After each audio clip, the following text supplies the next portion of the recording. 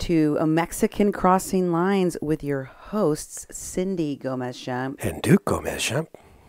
You're listening to 88.1 FM, KPPPLP Fargo Moorhead, where we are adding local color to your airwaves. You can also catch all of our other shows by going to kpppfm.com. Tonight, we are talking about bridges of love across borders. If you've been paying attention to my shows, you know that we've been following some detainments, some arrests, some questioning by the Department of Homeland Security and other authorities of certain activists, of certain people involved with the caravan.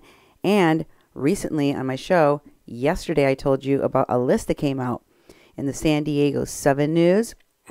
And in that list, there was a lot of the same people that I told you were being questioned by Homeland Security.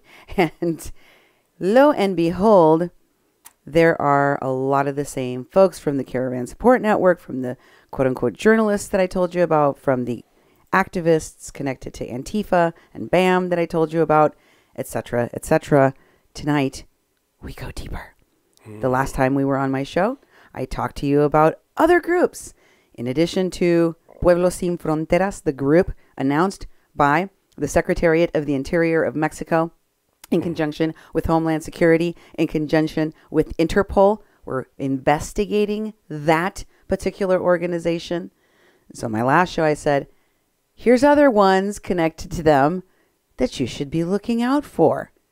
And so I'm going to do that again tonight in my show, Bridges of Love Across Borders. And its leader, Berta Bertie Gutierrez. More on that in a minute.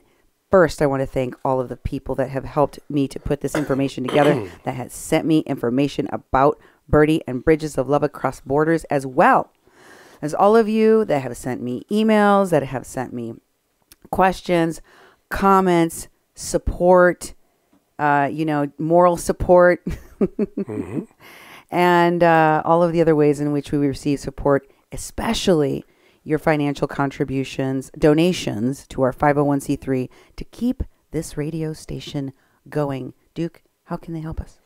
Oh, you can help us by continuing to watch us and participate in our live streams. We're a nonprofit, non-commercial radio station up here in the Fargo, North Dakota, Moorhead, Minnesota. And we broadcast here locally, and we started doing Facebook Live some time ago, and we've reached an audience across the country. We love having you on board. We love the support. We love the participation. I mean, this is wonderful that we get to so much participation, and the information that is going out is so important. And I love that people can hang in there and watch long-form media and really get to the root of what's going on. And so a lot of you have gotten hold of us, but those of you who might want to get hold of us, there's many ways to do it. And we have a listening audience, too, in the Fargo-Moorhead area, because these shows get broadcast locally, or most of them or some of them. People can call our message line and leave a message. It's 701-566-0917. Again, it's 701-566-0917. If you want to do email, you can email Cindy at kpppfm.com. or me, Duke, at kpppfm.com. You can follow Cindy on Facebook on her public page by looking for @CindyGoSchempp. You can also tweet us at media_PPP. And follow us on Facebook, 88.1 FM Fargo Moorhead, the People's Press Project, and Mexi-Can. Now, we have a website, kpppfm.com, and we put our shows up there. We take the Facebook Live, and we take the videos, and we put them on YouTube. You need to go to YouTube and find my channel. It's Duke1517. If you go there, you can subscribe to the channel, so when you see new videos come up, they'll go up, and you'll be notified. If you click the bell, you'll get an actual notification, but just go back and check it. Now, on kpppfm.com, we also do audio files, and we also have the opportunity to make comments on the webpage, on the shows. You can contact us that way, too. And also, as Cindy said, we're a nonprofit organization, and we rely on raising money locally and nationally to continue to do this work. So if you value our work and you can help us out, please make a donation. It's tax deductible. It goes to good use. We're a low-budget, shoestring budget organization. Nothing gets wasted. Everything gets recycled. We do things, we refix things, and we do that with your help. You can go to kpppfm.com/donate, and you'll find a little history about the organization, and you'll find a link where you can actually make a donation. If you'd like to mail one in, our address for mailing in donations is on there, and we had someone who did donate, and I mentioned her the other day. Beth, thank you very much. But also she donated twice, and she sent 2 cards, and those cards are great. When we get that sort of appreciation, it just makes you feel like it's Christmas, you know? So it's like, thank you very much. And if you make a donation and want to be mentioned on the air, let us know, and we'll make sure we put your full name on there. And also there's an opportunity to do some underwriting. If you have a business or something that our platform would help get information out, you know, there's spaces around us. If you have a web page you'd like to promote, we can actually put something up, and it's called underwriting.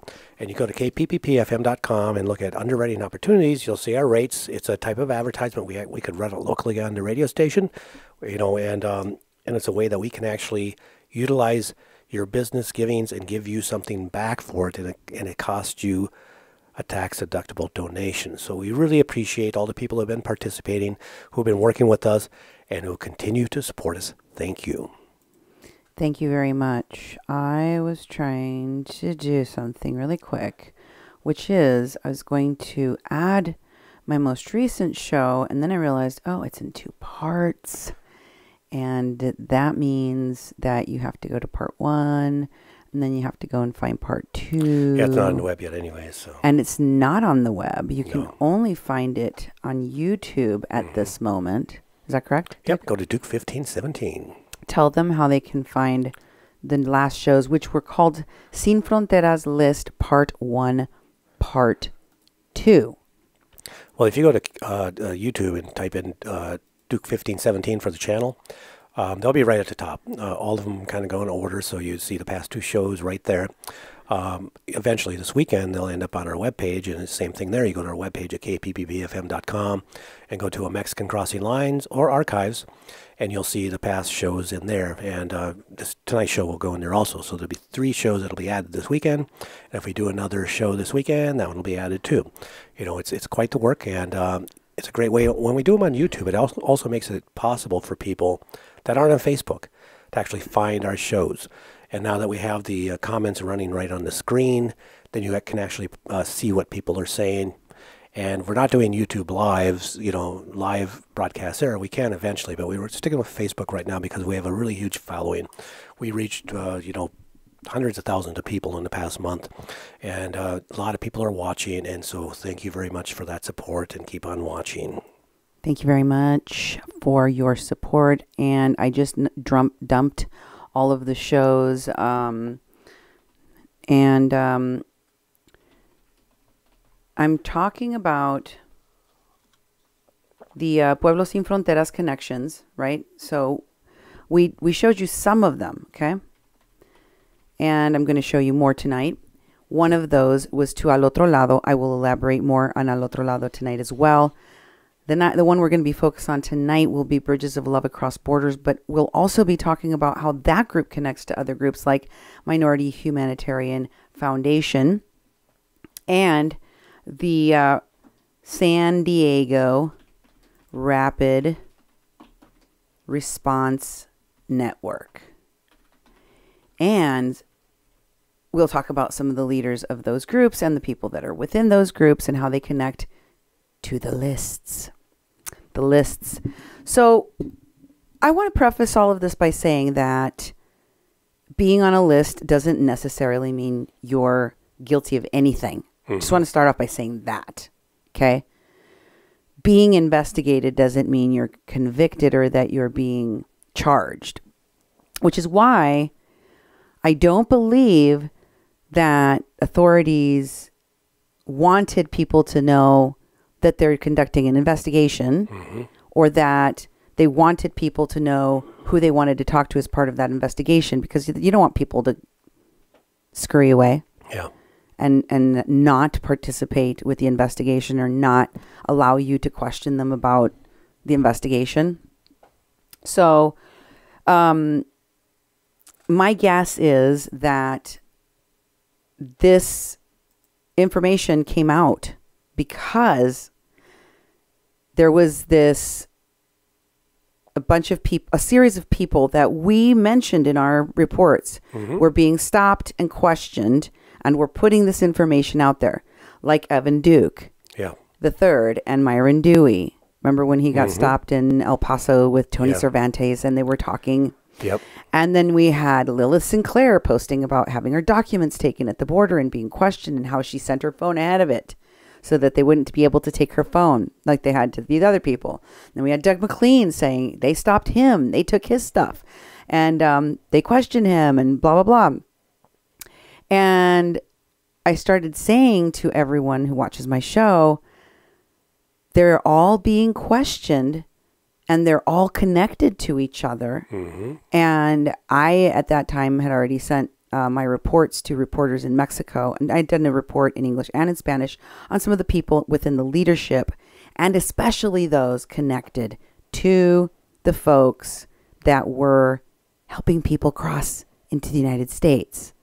Remember that there was a San Diego, I think it was KPBS San Diego, that did a report in which Evan Duke III is identified as an Antifa leader, and Lilith Sinclair, aka her real name is Kiara Horsley, was said to be the spokesperson for the Caravan Support Network. They clipped off the beginning of their Facebook support group network page, which is actually called the #Asylum Seekers Caravan Support Network. But then they changed it by this time. By the time this article came out, they changed their name, and they were being questioned about what other witnesses that were journalists had said this group of people, who included Brendan Tucker, right, were doing there, because they claimed that there was witnesses that said they were helping people cross into the United States illegally, that they weren't just there as observers, and that's what they were saying to KPBS.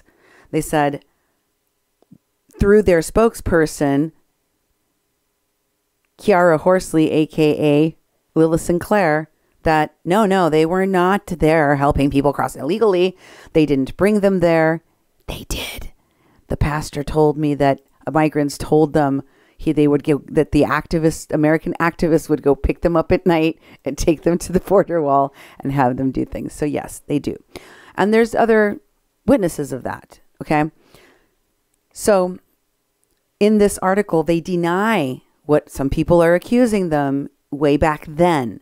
So we've had all of those people identified as folks that were accused of helping people cross the border, that footage was captured of them doing it, or that there was witnesses of them doing it. And then you have the Intercept article and the San Diego Union Tribune article, in which alarm bells, journalists, lawyers, and other American activists are being unfairly targeted by the U.S. government and Mexican authorities in a McCarthy-esque, reminiscent style persecution. And then they have all these commentaries from the ACLU lawyers and the lawyers from, what was the other organization in here? There's like Southern Poverty Law Center or something like that. I mean, but they have a couple of those in there saying, if this is going on, it's completely unconstitutional. But of course, they manage to word things in just such a way that they're not directly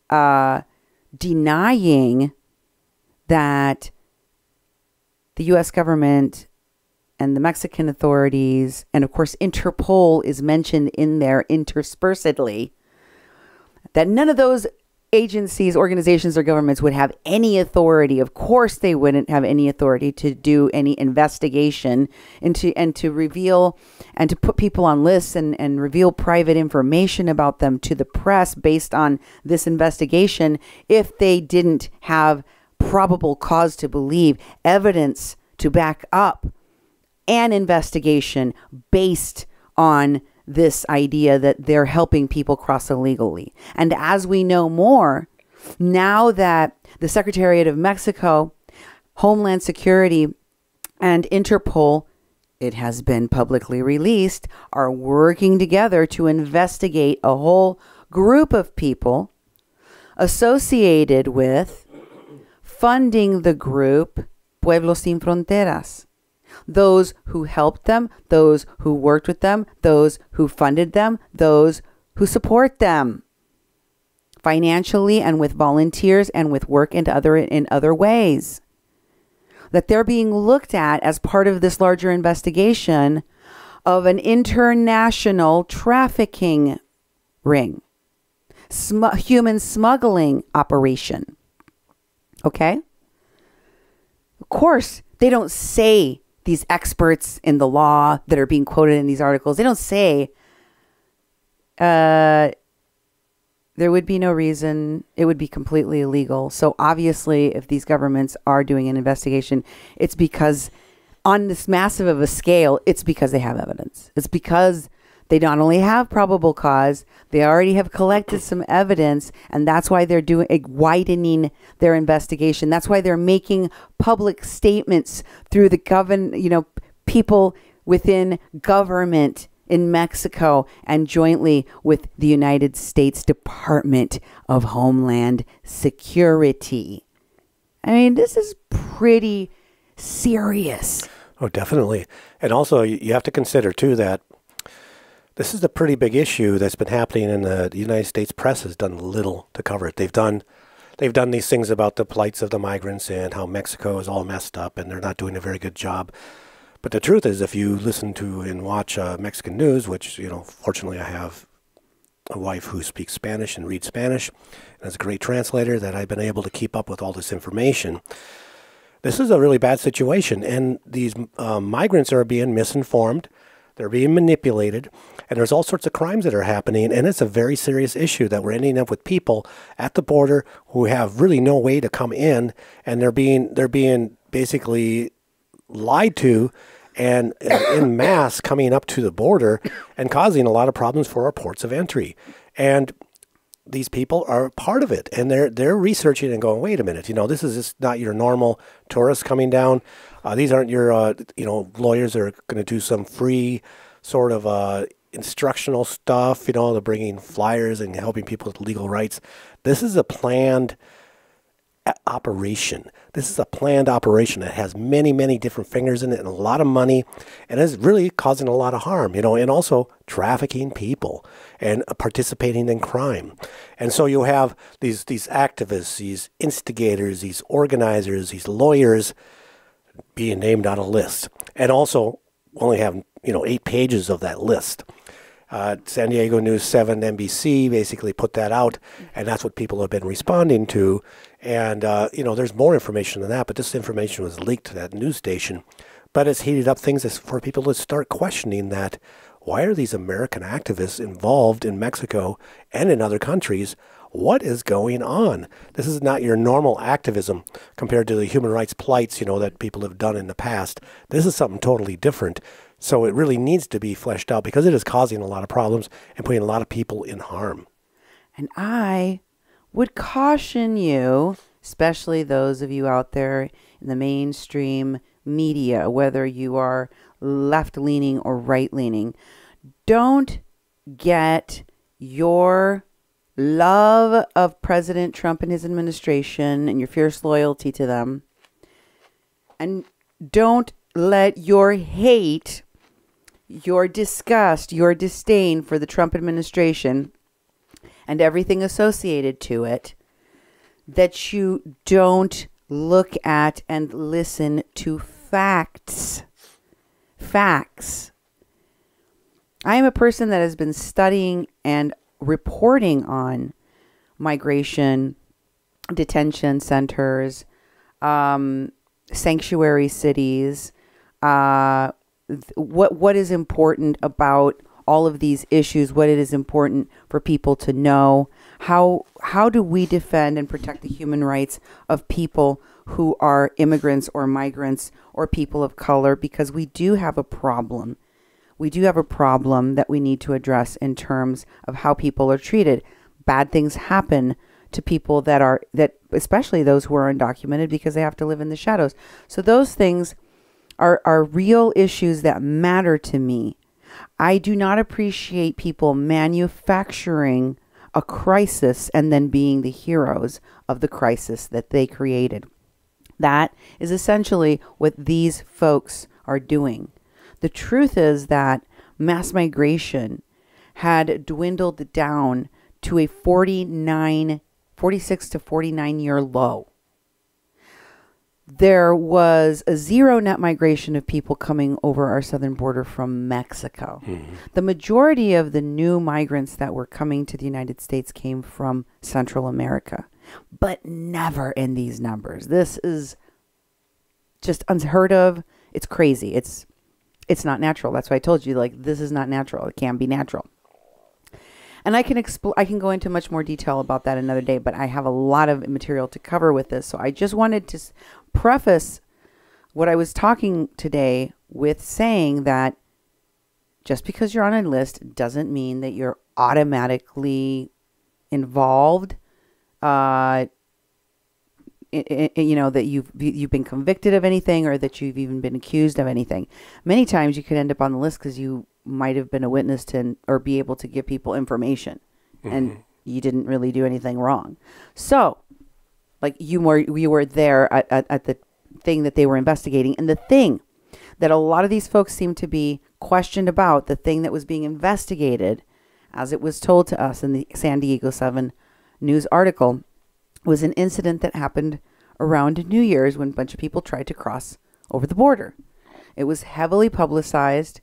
It made the national news, maybe even the international news. I'm sure it made international news in Mexico as well. Mm-hmm. But they ID'd that several of these people in these articles, in these 2 articles that talked about this, it had to do with that incident. They confirmed the same thing, right? And this new list of 40-some people, almost 50 people, pertain to the same thing, pertain to that same issue that night where people were crossing the border. So I wanted for you to have access to both of those articles, the one from The Intercept and the one from the San Diego Union Tribune, in which these folks are mentioned, are talked about, right? Because we're now learning from the posts that I shared with you last night of other people that raised their hand, like Pitaya Queen and all the other ones I showed you last night, saying, I'm on the list. I too am on the list. Yeah. And then showing you their unblurred photos from the article saying, how do I get on this list? Could you check to see if I'm on the list? I think I am, Mm-hmm. So there you have those 2 articles for you guys to go and check that out. And I'm going to go through the ones mentioned in each of these 2 articles. We'll start with the San Diego Union Tribune, and some of these names will overlap, so pay attention, because you will notice as I read the names and who they belong to, what organizations, etc., you will realize that many of those names you heard in my show about this list, okay? So we'll start with James Cordero. The first group is going to come from the San Diego Union Tribune article. So the first group of people that were detained and questioned at the border by Homeland Security and Border Patrol, and in some cases also with Interpol, was this group of people. James Cordero with Border Angels. Remember Border Angels? We'll be talking more about people with Border Angels tonight. James Cordero is on the list. Cordero was questioned in the article about people from Pueblos Sin Fronteras. Well, that's the main organization being targeted by Interpol and Mexico and American authorities. Another man named Rodrigo, who would not give the San Diego Union Tribune his last name, said he was a journalist. Then we had Jake Harris, who said he was with Indigenous Life Movement. So, and he was said he was sent to secondary 7 times, and he was asked about his participation at Standing Rock. So, I racked my brain, and I thought, what James Harris? What Jake Harris do we have? And I thought, oh, that's Jake Lee. Oh, okay. Yeah. That's got to be Jake Lee because he's friends with Doug McLean. And although he appears in a lot of Doug McLean's live streams, I don't think he's ever done a single live stream for Indigenous Life Movement. By the way, in case you were wondering, neither Jake Lee Harris, who's transgender, and white, very white, nor Doug McLean, who's both American and a dual citizen Australian and very white. Neither one of them have, well, actually, Doug McLean is the only one, basically, that live streams for Indigenous Life Movement. And it's basically a live stream platform. It's on Facebook. There's, other than that, I don't know that it's it's not a print blog thing or anything like that. But it does connect a lot of these organizations that work together. So Doug McLean, I don't know why Jake Lee Harris decided to say that, other than possibly to make him sound legitimate as some form of journalist, and with a platform that is totally about Indigenous stuff. So that would make it valid for him to be covering this caravan on the border somehow. Then, of course, the other person that appears is Doug McLean, who is one of the only persons that live streams for Indigenous Life Movement. Neither of them are Indigenous. Yeah. And then, of course, and Doug McLean was sent to secondary on 2 occasions, so he was stopped on more than once. Then, of course, there's Kitra Kahana. She was in the list from San Diego 7. Okay. Okay? Mm-hmm. So we see overlap between what's in these articles and the people that we saw in the San Diego 7 list that ICE is working off of. Border Patrol. Border Patrol. Some of them are also on ICE lists that are being, they're being questioned by people from ICE. Remember that? So yeah, there's a little bit of a overlap, but that's a different article too. Then we have Alex Mensing. Remember, Alex Mensing was on that list. Alex Mensing and Jeff Valenzuela. And a total of 6 Pueblos Sin Fronteras people were sent to secondary for questioning. And now from the Intercept article, we'll see who's on this list. On this list, we have Nora Phillips and Erica Pinheiro from Otro Lado. And then we have Kitra Kahana again, who was questioned by Interpol. Okay, there's the Interpol link. And then we know Erica Pinheiro and Otro Lado's Kitra Kahana were not the only ones targeted by Border Patrol, because they also took away Nicole Ramos's Fast Pass. Right?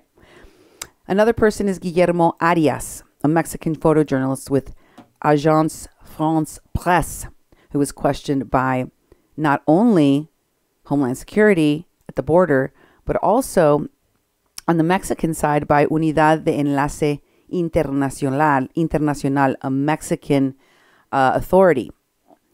2 days after Guillermo Arias was questioned, Border Patrol San Diego sector released a statement reporting that on December 13, surveillance footage, and this is quoted, surveillance footage had captured video of migrants illegally crossing the border, quote, as photographers and media outlets filmed and apparently encouraged the group to cross illegally. Sounds like a photo op. The statement went on to claim that among more than 20 migrants were individuals, quote, carrying professional-grade recording equipment, believed to be associated with the press, close quote. It added that, quote, agents reported hearing someone tell the group to climb over the border barrier, and that camera people climbed to the top of the barriers as they crossed in, quote, what appeared to be a staged event to capture the illegal crossing on video. Wow. Yep. Another person that was also questioned was photographer Fabio Bucchiarelli and videographer Francesca Toraselli, Tosarelli, both Italian citizens. Then there was also Carol Guzzi, a journalist. She was told that journalists, by a border agent that was questioning her or that had been yelling at her, I think, when she was doing the pictures, like Border Patrol agents that saw them. Some of these folks were yelled at, and they even filmed Border Patrol agents telling them that, hey, we know that you guys you're out here as part of this charade, the staged event. You're enticing these people to be injured. You know, you're putting these people's lives at risk. You're the reason that the migrants are climbing the fence. Another person was Emilio Fraile, a Spanish freelance photojournalist. Two other Spanish freelance photojournalists, Santi Palacios and Daniel Ochoa de Ols, who are both cited as frequent contributors to the AP. Mark Abramson, a freelance journalist, Bing Guam, and Go Nakamura, both freelance photojournalists whose passports were photographed by Mexican police. Guan was asked about Pueblos Sin Fronteras. He said, and several of these folks that were questioned, by the way, said that they were shown lineups like, like the ones that you saw 2 row by 2 rows of like a bunch of pictures. And they were like, okay, do you know who that is? Do you know who that is? Do you know who that is? Do you know what organization they're with, etc.? And some of them were like, yeah, those are Pueblos Sin Fronteras. Yeah, these are people, blah, blah, blah, blah. Yeah. And, I thought to myself about this process where they're being questioned and how they reported that they were being questioned about this and said, hey, look at all these people. Do you know who they are? Do you know who they are? And I thought, well, what could keep them from being like Doug Warren and these other people that were at the Somiset camp and just lying to authorities about Jesse Garcia being there and saying like, we never seen that dude. We don't know who that is. That's not him. And then I thought, I don't know if you would want to lie to the cops about having associations with these people when there may be a lot of evidence of you having association with these people. Because in these articles in The Intercept and in the San Diego Union Tribune, it isn't immediately something that you're aware of when you're reading the article, just like when you're reading that Teen Vogue article about the LGBTQIA caravan that I showed you guys the other day that was written by Ari Harnorvar, included Mark Lane, and had Pueblos Sin Fronteras people in it, like that Gina Garibo that posted a video that link was broken to of the LGBTQI caravan, and that it also had Alex Mensing, and that it had, who else was in there? Nicole Ramos and Al Otro Lado. And they were all talking about an issue of these people from the caravan, but it didn't tell you, it didn't explain to you that they all work together very, very closely and have very close associations. In fact, it makes you believe it almost, the fact that they don't tell you that is purposeful, because if you knew that all of those people work together very, very closely and knew each other, then you might start to suspect that this was all staged somehow, right? Because how could they all know each other, the lawyers, and be working with and funding and supporting the people that brought the caravans, or the people that are being accused currently of organizing and bringing the caravans, and those people knowing and working very closely with the people at the shelter and being friends with and knowing very closely the people that are writing the stories and putting them in the, like, you wouldn't expect that. And in these articles in The Intercept and in San Diego Union Tribune, you don't think all those people have anything to do with each other or know each other or working on the same angles or doing the same things. But many of them are. I can't say 100% for sure that all of them are, but a whole awful lot of them definitely are. And I've shown you that. I take painstaking amounts of time to show you that. So we also have in this same group of people in these articles, this is from The Intercept so that you could see what the overlap is. We have Manuel Rapallo, a freelance journalist with Al Jazeera, Then we also have Sinbad Amadeo Rumney Guggenheim. Remember him? Oh, yeah. An independent documentary filmmaker that's never made a documentary film. That we've seen. And then, of course, there's James Cordero again. He was in the San Diego Union Tribune. And we know that Cordero was one of the people in this list. We know that Rumney was another one. We know that, many of the people in this list, Kitra Kahana, Nicole Ramos, Erica Pinheiro, Nora Phillips, probably all of those other women are probably on that list as well, because, we know that Nicole Ramos is on there. So then they mentioned 2 more Border Angels volunteers. So now we know Border Angel has more than one person being questioned. Pueblos Sin Fronteras has more than one people of their group being questioned. Caravan Support Network has more than one of their groups being questioned. And the media has a lot of people among their groups being questioned. And although in the Intercept article it says that neither Nora Phillips nor Erica Pinheiro are being flagged by CBP, that they or border agents, that they are on the radar of these agencies.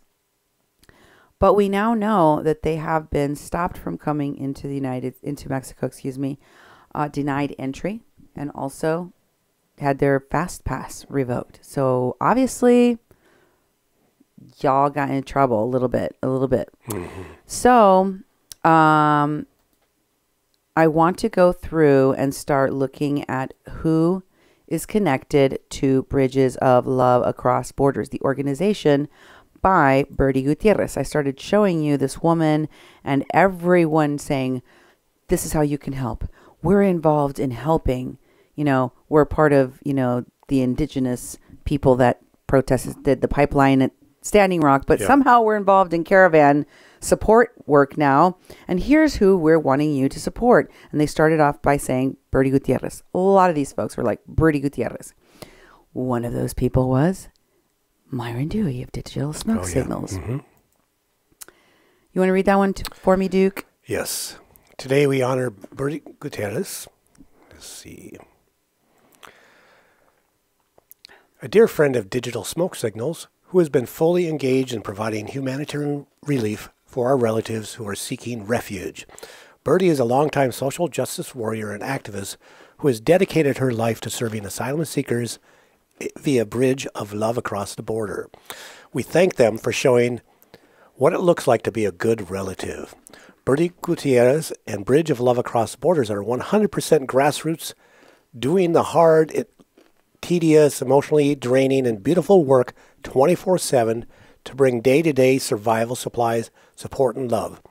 Thank you for your example, Bertie Gutierrez.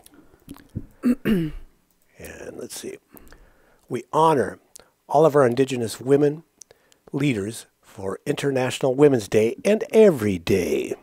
Eagle and Condor, Éxodo Central Americano. Okay, now scroll down and you'll see there's Bertie.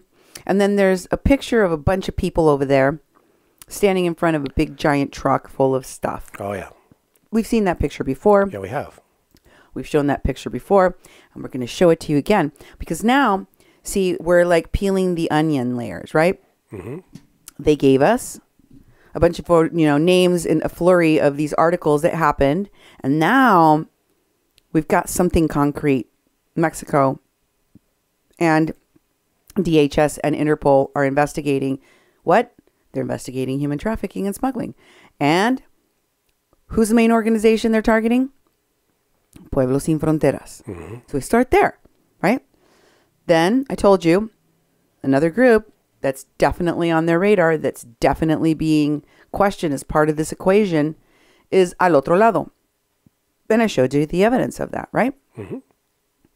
And now I'm going to show you other groups that are connected to Otro Lado and Pueblos Sin Fronteras, and who are they connected to, and why those folks have already, in many of the cases that we've talked about, already been questioned. So they are most likely also on that list. Okay? So let's go there. So Bertie Gutierrez's Bridges of Love Across Borders organization is connected to Myron Dewey of Digital Smoke Signals, who we know has been detained at the border and questioned. Yep. Correct? Mm-hmm. Check. Next, we have the picture. Who is in the picture? Who do we recognize in the picture? Starting all the way on the left, we have Myron Dewey. All the way in the back, right? Yep. Questioned by Homeland Security? Check. We have Evan Duke in the back. Questioned by Homeland Security? Check. We have there's Brendan Tucker. You see his little tiny head under the girl that's sitting on the truck. She's black. Okay, I see now. Yeah. And then in front of her, Brendan Tucker is a big, tall, lanky looking, Mexicanish dude. I don't know. Maybe he's not. Could be some other Central American, maybe. Point is, there's Brendan Tucker. He been questioned? Who knows? Could be. Wiaka Eagleman. Has he been questioned? Who knows? He is one of the admins on the Asylum Seekers Caravan Support Network / Caravan Support Network / Border Support Network page. True. Which they are looking for, right? So, who else is in there? Susie Desba, a.k.a. Vanessa Dundon, of Missing Flowers. Missing and Murdered Indigenous Women Flowers. And guess what? She just had her page taken down on Facebook. Oh, really? Remember? The one she was running with Jay Ponte? Mm. Jay Ponte? Yes. One of the influencers out there, raising money for the caravan, connected to people like Frances Fisher of Hollywood. You remember her. Mm-hmm. Okay. Of course, there's Bertie Gutierrez, all the way in the front. Has Susie been questioned by Homeland Security? Don't know. Okay. Who else do we got? I know nobody else that I know personally, but some people that I kind of recognize and we'll probably be talking about in the future. Okay. All right. We may not get to all the people we need to get to with regard to Bridges of Love Across Borders and Birdie and what she's connected to. And if I've missed something, guys, and you're sitting there the whole show going, Cindy, you're missing this thing. Yeah. Well, send me the thing and then I'll add it. Okay. So, Angels Sin Fronteras is another group which is different from Angels Without Borders. Okay? Without Borders in Spanish is Sin Fronteras. A lot of the groups with the phrase Sin Fronteras in Spanish are associated to the group Pueblos Sin Fronteras. Okay? Diversidad Sin Fronteras. Ángeles Sin Fronteras. Mariposas Sin Fronteras. And so on and so forth. Right? Right. In English, it's the same. Without Borders. Whatever, without borders. Butterflies Without Borders. Mm-hmm. That's Susie Desba, a.k.a. Vanessa Dundon page also. And the iterations of it go on and on. Okay. So, Estela Jimenez is the woman.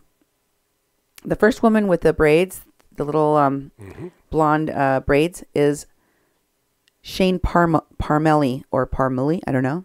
And she's one of Bertie Gutierrez's friends. She's very well connected in politics out there, San Diego region. She is friends with Mark Lane and Mohammed El Nakib and the people of the Minority Humanitarian Foundation. And the people of the San Diego Rapid Response Network. So if you could scoot that over so we can see the post, you will see that the third woman is Estela Jimenez. She is another woman that works very closely to this Bertie Gutierrez. And she is, I believe, part of Ángeles Sin Fronteras, which I think is just kind of like the English equivalent. But I'm not sure yet. I'm going to look further into it, okay? Then we have this person named Matthew Potts. Now, Matthew Potts is with Jewish Family Services. Remember when I told you Gavin Newsom was giving away $25 million and there was a whole bunch of groups there that were going to be getting money from these groups? Bridges of Love Across Borders was not one of the people listed. But if you go back real quick to the very first slide, Digital Smoke Signals honors Bertie Gutierrez. The very first slide in this scene. I want you to scroll to the bottom of that one really quick. All the way at the bottom of this picture series, you'll see a little picture there of Bertie Gutierrez at a podium in front of a microphone at what looks like a city hall, whatever. Okay. That was her testifying at the Board of Supervisors. And I'm going to show you that picture bigger. Okay. She was at the meeting where they were making the determination about whether or not they needed to have this money allocated to these groups and whether or not they should be giving assistance to the migrant caravan. And Bertie was there to testify that, yes, they definitely needed it. It was definitely needed. She knows because she's doing the work. And so she's one of the people with their handout for the handout. I see. Okay. And who else do we have? So we have Mark Potts. That's one of the groups that's going to get the money. And if you scroll over, we'll find out who Mark Potts is. If you go to the top there, you'll see that's Mark Potts. And keep going to the right. If you could make that image a little bit bigger, that is, you know, the hovering over his name. You can see that he is with he's a program manager at Jewish Family Services. And what he does there, as you can see, he's shelter operations program manager. One of the people that is in the shelter operations. He operates the shelters, Duke. Wow. For Jewish Family Services. And Bertie's friends with him. And Mark Lane and her run the Caritas shelter in Tijuana. And they're friends with the people that run other shelters like the YMCA shelter. The one that the little boy, Carlos, ran away from. Yep, exactly. Yeah, these activists are friends with that guy too.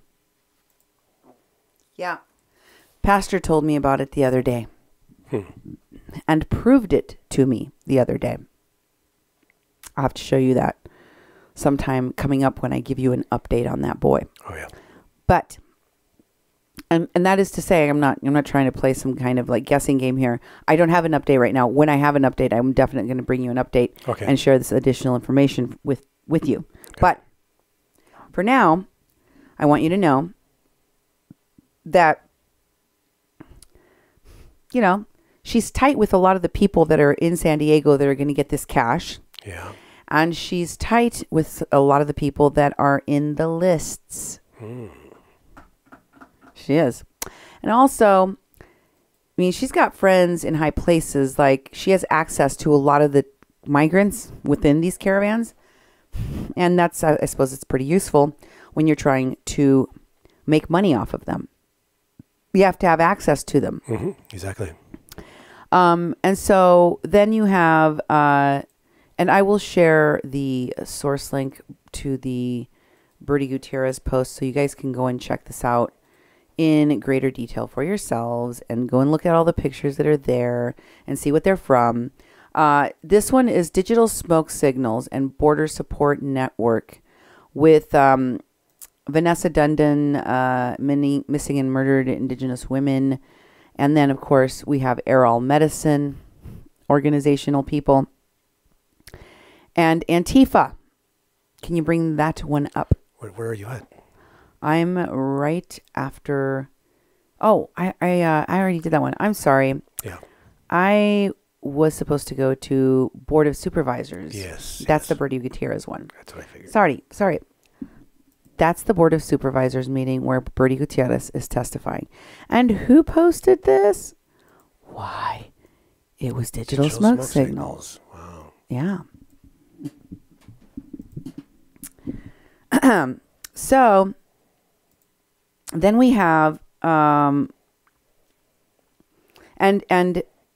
one of the things in the post by Digital Smoke Signals where they post this next person that you're going to recognize instantly that was involved in making money off of the caravan is that many people were inspired because they started off at Standing Rock, like, you know, Congresswoman Ocasio-Cortez or Women's March Linda Sarsour or presidential candidate Tulsi Gabbard or, you know, you name it.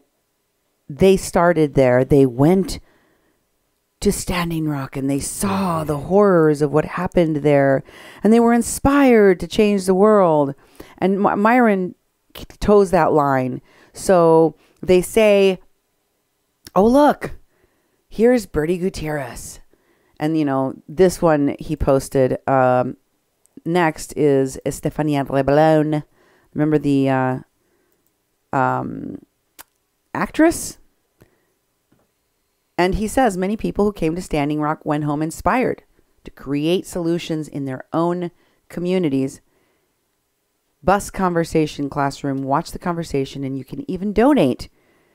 Hey, if you're dumb enough to believe that a 2-bit actress from California is going to be able to have a rolling bus school in Mexico for migrants, yes, then by all means, why don't you flush your money down a rat hole? That's right. Because why not? Mm-hmm.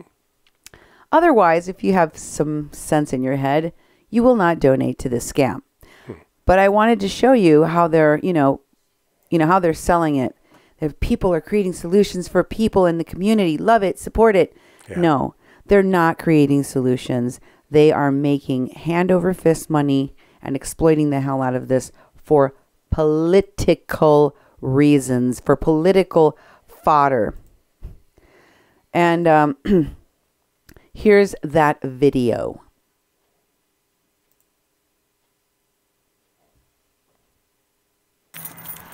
Hi everybody, welcome. I'm just gonna wait a little bit, like maybe 10 seconds, just so everybody can catch up. This is the bus conversion week 2, day number 10. We're gonna do a little bit of live streaming.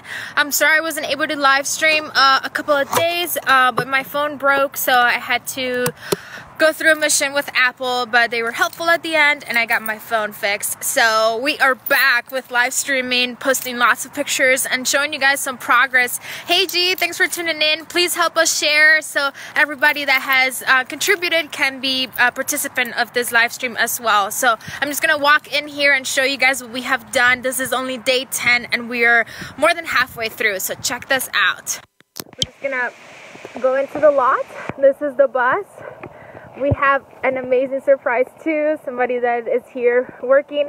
We decided to put our banner up. This is not the wrap. The wrap is coming. Kai is working on it, but we decided to put our banner up. And now I'm gonna walk you guys inside. I'm just gonna drop my keys in there. So, ooh, the lights are already on in here. So check this out. Lots of work happening. So in the past few days, we've been able to put up all of the sideboards. So the sideboards, if you guys remember and have been following, behind this there was this rainbow carpet. So we covered it with the side paneling, and then Kyle and Carlos, who's here as well, have been working on the electrical part today. So we have our plugs in, so all the kids can have access to the computer program that we're going to have, and charge computer, charge phones. I'm going to walk a little bit back here. Kyle's also working on putting the cap on, which is pretty awesome. And then Carlos is here. Hey, Carlos. Hey, everybody. Wait, you have like horror movie lighting. Hold on. Let me go on the other side. That's better. Hey, everybody. So we're working on some electrical stuff. Want to make sure we put the outlets. And just, takes a little time, but we got to do it right. And kids will be able to plug in their computers here and any other accessories that they need. So we have plenty of them. As you can see, all the rails are going to have that. So it's good. Little talents that we have achieved over the years, be able to use them in the right way. Exactly. Who knew that Carlos is not only a community organizer, community leader, but also a master electrician and builder. So Carlos definitely is full of surprises. But yeah, aside from the paneling and lighting that we're getting done, we also, if you guys remember and have been following our live streams, there used to be a bathroom on the left. So you can still see where the bathroom used to be. And then this used to be the toilet, which we covered up, and we're still working a little bit on it. So we are working on this back section as well. You can see some of the wood paneling, and then where that white section is, there's going to be another wood paneling, and then we'll share with you guys more surprises of what's going to be going in that section, which is really exciting, and we are really happy that we've gotten so much done in only 10 days. So yeah, that's pretty much, I wanted to do the week 2, day 10 update. Kyle, do you want to say anything? What's up, guys? We've been working really hard. Bus has come a long way. We're super excited to keep things moving, and if you guys want to support, please share. Please go to the GoFundMe, donate. Any support, any shares, monetary donations, anything helps. So thank you guys for watching. Excited to keep going. Exactly. Thank you so much. This has only been possible by all the contributions we've gotten and the support also. So I'm going to give you a last look. We already have our lights on, which we're going to be working a little bit through the night. But this is the progress on the bus this week. And I'll show you again our banner, which we're really excited that it finally went up.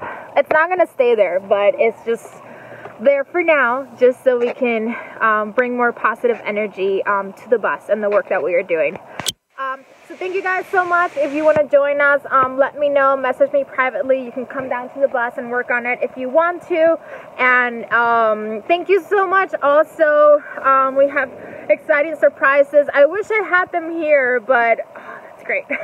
I wish I had them here, so I'm gonna save them for tomorrow. Actually, we got a big donation today, which we're so grateful for, and we also got a donation for the bus. That is gonna be one of the electronics that we're gonna have in the bus.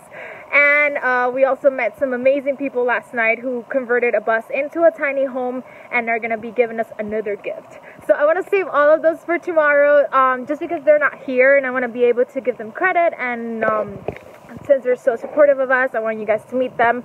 So I'm going to be waiting for that, and I'll save it for tomorrow. We'll be here again working. And yeah, thank you so much. This is week 2, day 10.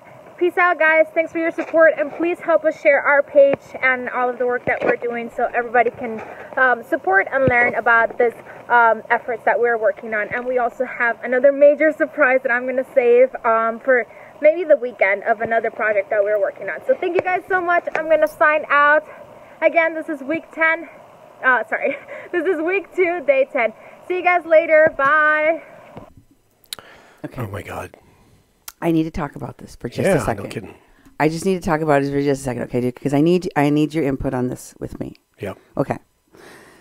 So we've seen a lot of fundraisers for things.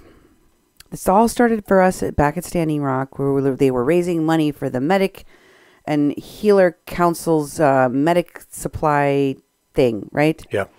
They needed to get a medic tent for the medics and the medic medicine and all that stuff. They raised millions. Then it was the mini Wachoni school. They needed to educate the children. They needed, and they also, of course, they created this green vehicle, right? That they had solar panels on. It went around and it charged people's phones, and it was like, you know, they had all these things, and they were building little houses. They were building. They had yurts that were donated out there for this. All sorts of. There was a mobile media station there. We went and checked that out, right? Yep. There was a whole bunch of things going on, right? It was supposed to be for this, you know, permanent eco village that was going to stay out there and, you know, give people a different way of living. Exactly. That was more ecologically friendly, that was supposed to be, you know, kind of a really modern thing for people in the Cannonball area, many of whom are from the Standing Rock tribe. What was left of the eco village? Nothing. Nothing. What happened to all of those gadgets that they got? Stolen, sold, A lot of them, yes. Millions and millions of dollars worth of it just squandered, ruined, destroyed, left out in the mud, in the snow, in the rain, thrown in the trash, bulldozed into the trash. Is there been anything recent reminiscent of that? Yes. The trash from the caravans. Yeah, exactly. The donations to the caravans. Yes, there is a parallel, very similar, very similar to what happened at Standing Rock. Okay, let me ask you another question, Duke. Yes. And you know, like what those you know, the yurts and the dome that it turns out we got from came from Burning Man.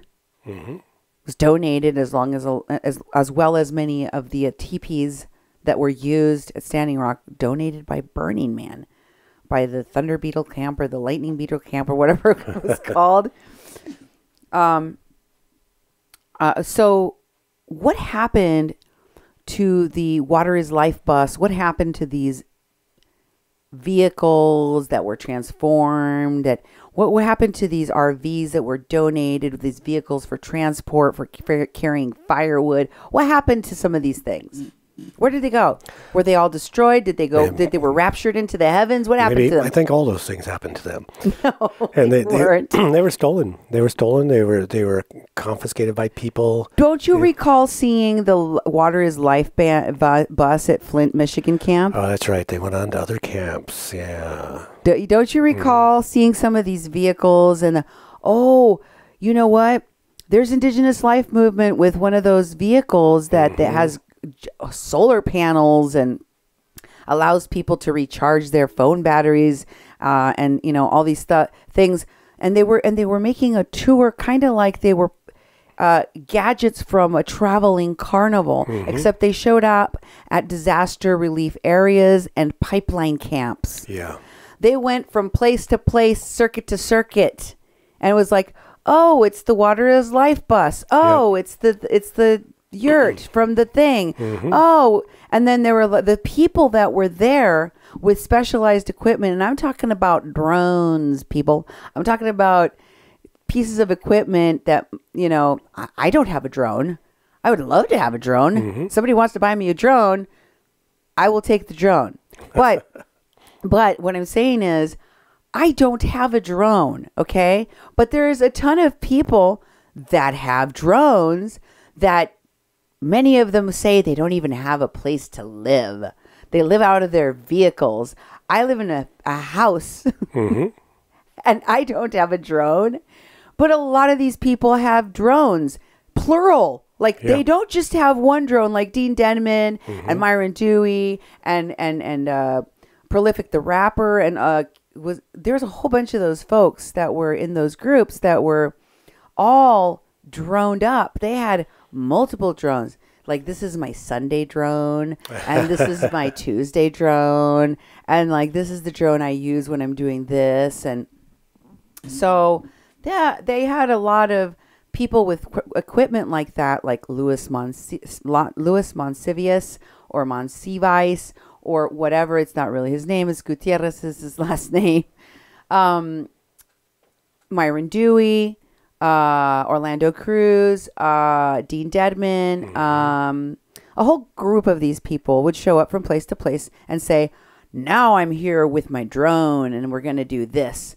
And they just keep showing up at new places, just like these toys, these very, very expensive toys that they raise millions of dollars for the thing. But it usually doesn't ever get used for the thing. No. They raised money for the Mini Wachoni School at Standing Rock just as the whole camp was being dismantled. Exactly. And I'm like, they got what? bulldozed, Don't you remember this stuff, dude? I what do you think? Well, also in this magical mystery bus tour, it's going to take you away. It's like, I'm looking at this, and again, I mean, they're putting some really fancy things. This is where the kids can plug in their computers. I'm like, wait a minute. We're talking about migrant children that are in the street.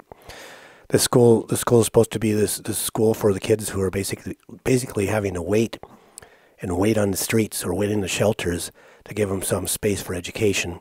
That's going to be mobile, so it's like, it's looking really fancy. And this whole influencer video was all about keeping the money coming in and showing that there was some sort of progress.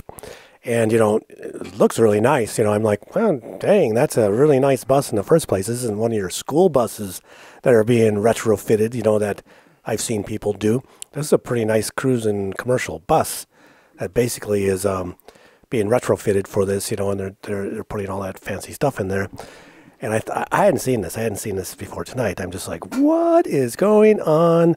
And again, the whole style of the video is the influencer trying to get people to fund it. But you have seen it before tonight. Oh, yeah. Well, I saw the Standing Rock stuff, it's just left and right, which was totally trash and totally... Remember even that up until the last day, there were people nailing things together, putting up buildings. There were piles and piles and piles of materials out there. Oh, yeah, I remember that at Standing Rock in the last days. And also... lumber. There's a person who told me that at the landfill, there was so much stuff still in this boxes, brand new things that are being just dumped and lined up to be dumped into the landfill. Yeah. And there's a lot of people filtering through stuff and just taking stuff, so... And that was so much. And those I remember watching for those building materials because I thought, wow, you could build a whole house with that pile of lumber, 2x4s, 2x6s, roofing material, all sorts of stuff in big piles. And I thought, are they just going to plow over this stuff and throw it in the landfill? Right. Because see, Duke, in order for Estefania Rebelon to get you to give her more money than all the money you've already given her for a school that was going to be built in a building that no longer is being rented for shelter for migrants anymore, that wasn't going to be around for her to build the school in. So by the second time that she came to try to rip dollars out of your hand, she had to have a new and improved lie. Yeah. And her new and improved lie had to be that we're not going to give you your money back. Don't be silly. That's right. We got a magic bus for you. I'm going to make a school bus. Like, I'm going to make a bus inside of a school bus. Get it? Yep. It's going to be amazing. Yep. It's ridiculous. But anyway, that's how she was going to get more money. And guess what? She got more money. I'm sure. And now we have barely started getting people back at anywhere near Tijuana, which is the 800 and some people that just arrived in Mexicali. But for the most part, the caravans were dwindling. Anybody that's listening to people that live there, like Oscar el Blue, would tell you that that's what's happening. But she is building onto the... They have to show you. The next time she comes, she can't just show you a picture on a GoFundMe. She has to show you a bus being turned into a school. Yep. She has to show building materials, and she has to show builders. Yep. Okay? Then you will give her more money.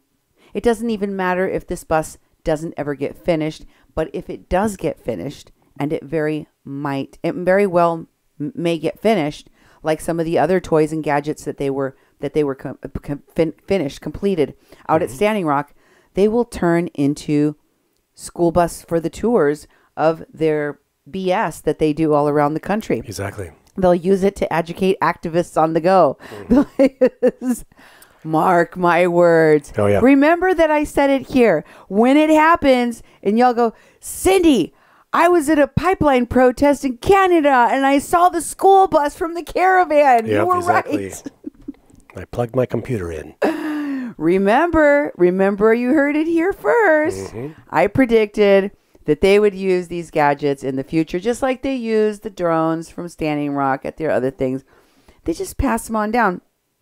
And maybe it keeps those that continue to give these fools money parted from their dollars, because when someone tells them, you know, like, all that money they raised for the Mini Wachoni School didn't actually get used for the Mini Wachoni School because it all got torn down, and you know, all they really had was like a tent surrounded by some haystacks. Like, I'm not sure that our money was well spent there. Do you really want to invest in the bus school? And then later on, they'll see the bus school like at some burner festival or something, and they'll go, I donated to that, and now I feel proud. Or maybe you'll see it at some protest camp for, you know, Flint's water is still poison, the reunion tour. And then you'll be like, hey, that was okay, because maybe they didn't use it for the caravan kids, but they're using it for something. Yeah. And you won't feel as silly, but in essence, you should feel taken. You should feel silly that you're giving to these causes, because they're not being used the way that they're supposed to be. They were never intended to be used as you intended them to be used, which should tell you something. So, here is Digital Smoke Signals posting about the Carrizo Come Crudo tribe. Would you read that one, Duke? Sure thing.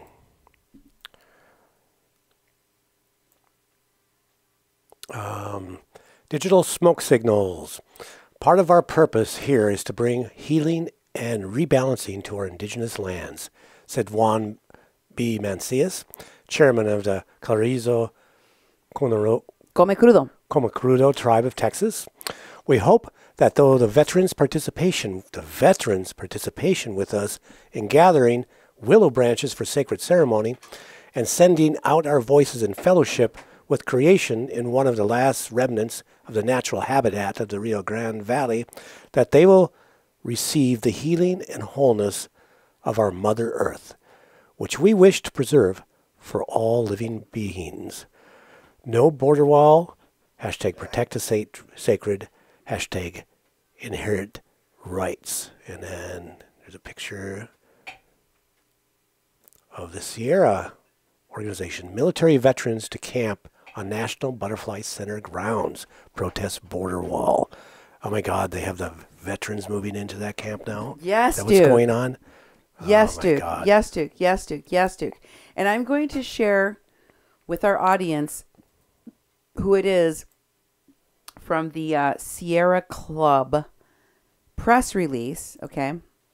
Because it is in this Sierra Club press release that they reveal that the veterans are from the Sierras Club that are going there. But, I mean, who knows? Because other people who claim to be veterans, like Evan Duke, are going to be there. We may even see Nathan Phillips. Yeah. Is Nathan Phillips going to go? Nathan, if you were going to go anyway, don't let the fact that I exposed you already to everyone stop you from meeting your friends. Phonies should be together. I don't think you guys should deny each other that. Yeah. Orlando's waiting for you.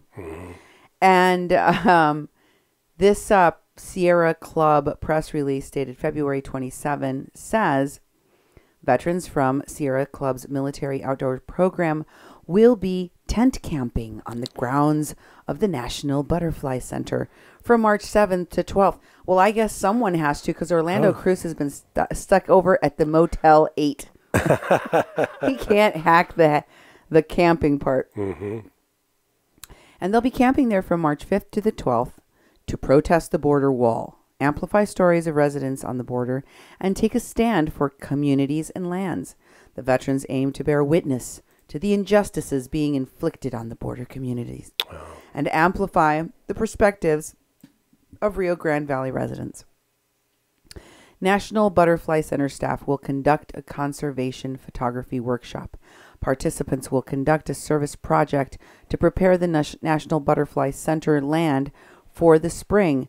Butterfly Center staff will also escort the veterans participants on the field trips to places like La Lomita Chapel, Sable Palm Sanctuary, South Padre Island Nature Center, and the Iturria National Wildlife Refuge Tract, La Puerta NWR, Roma Bluffs, and Sal del Rey, which are all threatened by the border wall. Okay. Some people that hear this might think that I have gone insane, but those of you who attack me and go, hey, why wouldn't you care about butterflies and endangered animals? I'm going to respond to you with, none of these people care about that. That's why I am making fun of them, because they don't ever do what they say they're going to do. Most of the people that they claim are being featured as local stories aren't from there. Just like a lot of the people that came to Standing Rock were defending this land that was their home, like Christina Hollenbeck said, and they're not from here. And that wasn't their home. They're acting. It's made up, right? So why do I have to take it seriously? Like, if we were at a theater performance and somebody was like, this is for real, I would be like, no, like, this is a performance. Yeah. This is rigged. Oh, isn't that what the authorities said about these border crossings that are being photographed? That they're rigged events? Isn't that what I told you? And how they're connected? They're experts at doing this.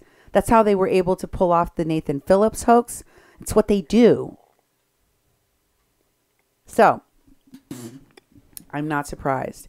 But I have a lot of people that get very angry at me and be like, Cindy, don't you care about veterans? I'm like, there's no veterans in that cemetery. There's not really any veterans. There's a veteran. There's a ranger, Texas Ranger, in a cemetery next to the cemetery that they're protesting in. That one has a Texas Ranger in it. Maybe. I wouldn't believe anything these people say, because they lie. Yep. They make money off of saying very cool sounding things like Butterfly Center. Yeah. And protecting the sacred and protecting the sovereignty rights of the Comecrudo tribe. Like, they're not a federally recognized tribe. They're not. And, you know, the people that work with these activists train people to counter all of the things that you would say to them, like, but y'all aren't from here. Or, wait, but there's no veterans actually here. This looks made up. They have a way that goes directly to you heartless, bigoted, racist. I'm like, I've voted Democrat a lot, and I'm considered a progressive. What are you talking about? I'm not supposed to call out BS if it's a person of color or if it's for a cause of refugees. Well, then you could just shield yourself behind any BS thing that you wanted and exploit people and lie to people. I'm not going to let you do that. That would make me an unethical person along with you. Yep. Like, that's ridiculous. Why would I do that? What do you think, Duke? I think that, you know, something that really bothers me about these tactics and strategies is, you know, I've been doing community organizing for, you know, several decades. And I was trained from people from Chicago, you know, and I went to all these trainings, organizing school. I was on grant committees, gave out, millions of dollars to different groups doing, real activism across the country. And I've never seen anything like this. I mean, it started with the whole Wall Street stuff and, the stuff in Seattle with the World Bank. And it was all these, they didn't call them Antifa then, but they called them like anarchists, Anarchists. The anarchists from the earlier days that were changing the way organizing was being done. And it's all for show. It's all media. It's all like, that bus, and the next thing they need is a kid sitting there plunking away at a computer. That's part of the caravan, and they'll go, look, we are providing education, and none of it's real. None of it's real. And these people that are going down for the butterflies and for the cemetery that's going to be destroyed, those are good issues, but they're not sincere, and they're all for show, and they're all for other motives. And the people that are going aren't in it for that. They're in it for something else. So it's kind of driving me crazy every time we do these shows and we start digging up more and more and more. And we see more and more video evidence because these folks are all about showing us what they're doing because they are basically doing a show. And so they're going to promote themselves left and right. So it's really easy to kind of look at them and start analyzing. They're full of crap. This stuff isn't real. So it's like it's bothering me a lot because I don't see anything genuine in any of the stuff that I see people doing. And people are giving money to these folks that are basically traveling around the country and sometimes the entire globe on other people's money, supposedly do-gooding, when you could be giving that money to your local homeless shelter. That's right. You could be like giving money to the local needs of people that don't have enough to pay for their prescription drugs at home, of people that, like I said, are homeless or need clothes or supplies.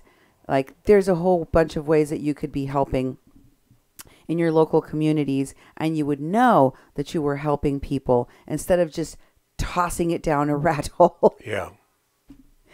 Like, seriously, I've shown you so much evidence that these folks don't complete what they start, don't do what they said they were going to do with the money, defraud people by lying to them about what the money is for, in many cases making things up that don't even exist to say to make money, like I was shot in the chest when they weren't. Yep, exactly. And then when they're caught saying we're not going to give the money back, but we're going to use it to buy this drone or whatever. And they just keep going and they just keep going and they just keep going. So, Team San Diego is another of these groups, like Stephanie Rebelon, that just launched a campaign that is from the Muslim American Society. And I've been noticing a lot of Muslim groups that are suddenly inserting themselves into the issues of the border wall. And what I'm having trouble with as a Mexican that is directly affected by policy, politic, media, representation, and anything associated with the border wall and migrant caravans and detention facilities, Mexicans like myself are very wary of when we see groups and organizations like this one who then are there to talk about the close proximity between the wall at Mexico's northern and U.S.'s southern border and the one in Israel and the one dividing Palestine and Israel. Because they're not the same, I don't like the fact that these two issues are being conflated by the folks that are inserting themselves from the Muslim community into the discussion about the caravan. And I especially don't like that those from the Muslim worlds that are inserting themselves into discussion to help the caravan that are doing it in this way that is connecting the wall in Palestine and the issues of what's happening in the Gaza Strip to what's happening on the southern border, but that they're doing it by including it in a package wrapped in the boycott, divest, and sanction movement. They're putting that package around it, and I don't like it. I don't like it. Mm-hmm. So I'm going to be looking further into this group because I want to know, like, what's up? Why are you here? This looks really cool. It's kind of like the bus, except it's not a bus. Yeah. It's like, hey, the Muslim American Society is very excited to present its 4th annual Hearts for Humanity project. And in this project, all Muslim American Society chapters, masjids, clubs, institutions, communities, and individuals nationwide that participate with them are all going to focus their fundraising dollars for this project, for helping the caravans, to help save migrants' lives. And the project itself will involve putting together these water stations in which people can, in which these, they look like a plastic container of water turned on its side. Or it could possibly be a metal thing that is painted blue. It could be more. I'm not sure what the material is, but I'm just looking at pictures here from the site, from their fundraiser site. And they say that they're also in need for expanding basic necessities to migrants in shelters, including food, clothes, water, hygiene, and other items. So they're doing some fundraising. Their focus is on migrants, and they're not talking about what the other reasons are. But from what I've seen so far, the groups that are associated with this support, and I'm not saying all of them are, but some of them that I have looked into are definitely associated with these BDS movements. I don't know if this one is, so I'm putting it on things, a list of things to look into further. Okay? Okay. And the reason I bring this up is because it is no longer enough to notice when a group that isn't primarily affected by this issue is involving itself in a conversation about the issue, but also what other campaigns those groups are primarily invested in promoting, because it may be the reason why they're involving themselves. When the Nation of Islam connected Yonazda Lone Wolf Hill goes to Standing Rock and talks about how she is basically part Lakota, and that the Nation of Islam's religion is pretty much the same in many, many ways as Native American spirituality and rituals. It sounds to me like she's recruiting Native Americans to the Nation of Islam, and that some people among Native American communities, like Chase Iron Eyes and others, are totally okay with that. They don't care. So I see that overlap of people showing up in your communities, and they're not just necessarily bringing you a nice donation. They're recruiting, and they're putting these things together in the same basket. I have a problem with that. So look out for those things. Now, I wanted to show you another connection to Bertie Gutierrez. This is Monica Cortez. Then we have Bertie Gutierrez, a woman that she seems to be really close friends with, named Edna. And then, of course, we have Leti, and we have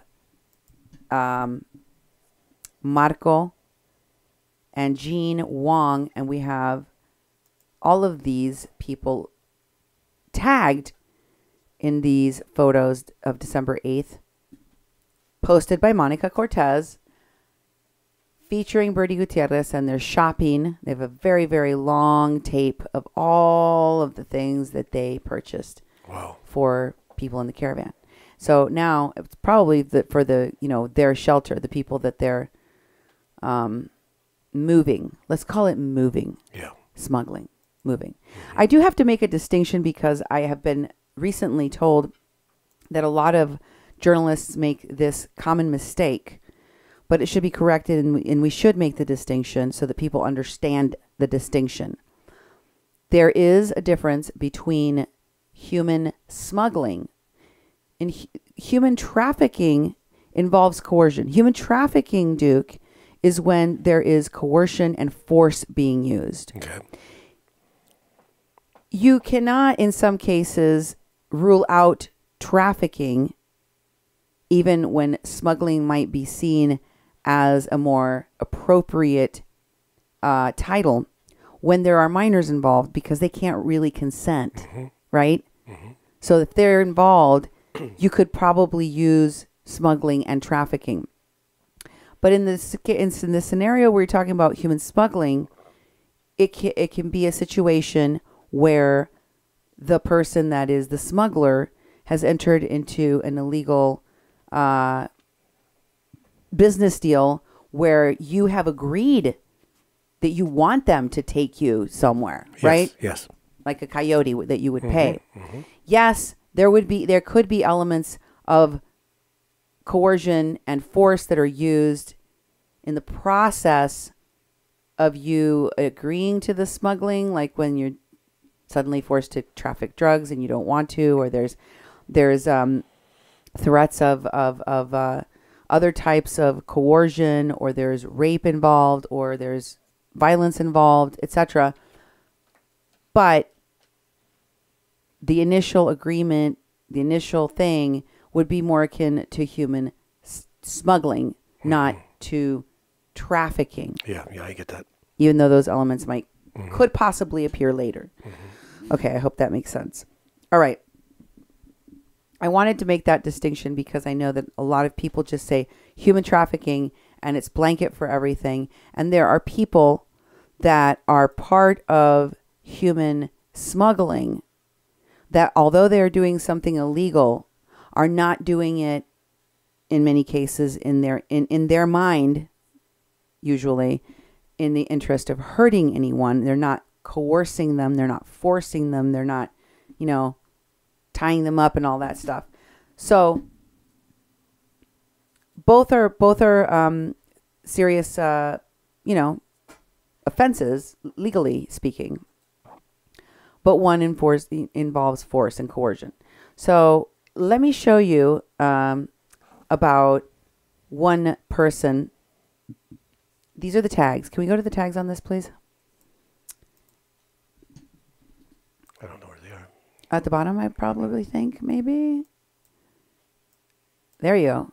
Let's read some of these tags. What do we got there? We got Leti Herrera. Okay, so this post was posted by Rapid Response, San Diego Rapid Response Network, one of the organizations connected to Bertie Gutierrez's Bridges of Love Across Borders.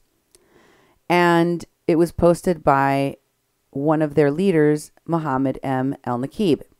Okay?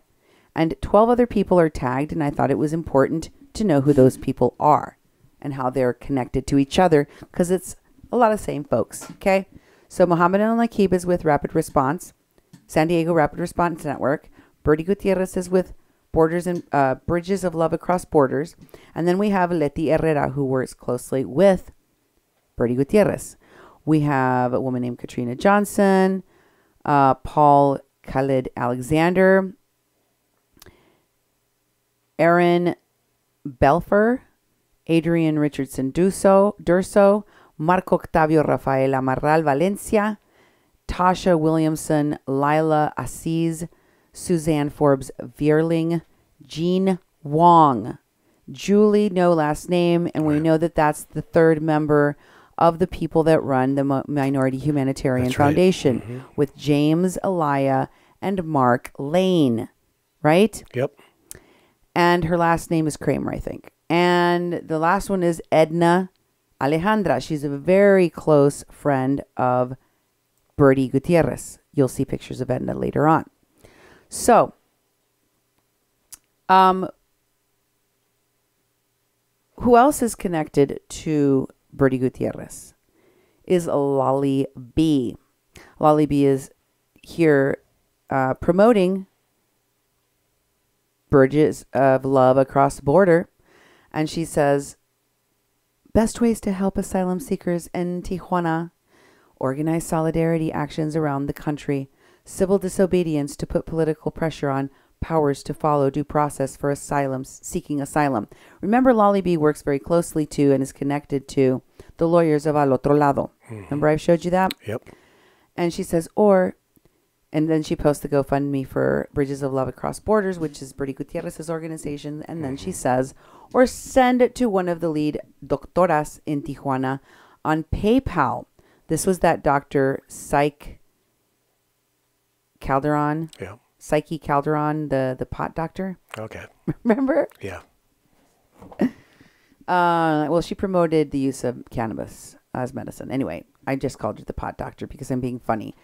Because of the complication of crossing large amounts of donations, sending money to people in Tijuana already can be preferred and also supports the local economy there. So win-win. That's right. Except they're going to Walmart a lot of the time, Yeah. sadly. So I don't know about that. But I don't think giving these folks your money is a good idea on any given Tuesday, because I don't think they're using it primarily for what they say that they're using it for. So let me parse words here for a second.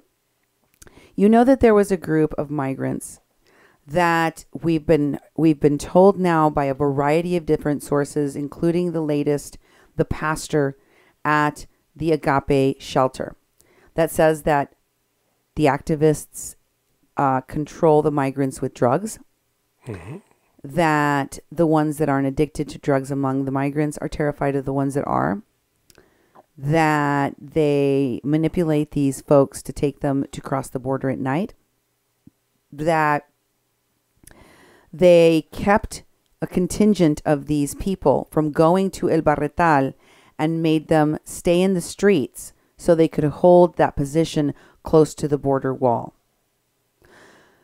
They coerced them to go into the Viento y Marea rather than leaving and going to the Barretal. And then when they were condemned in that building, they coerced them into keeping the building open and not leaving, causing a health hazard risk for the migrants and for the entire neighborhood.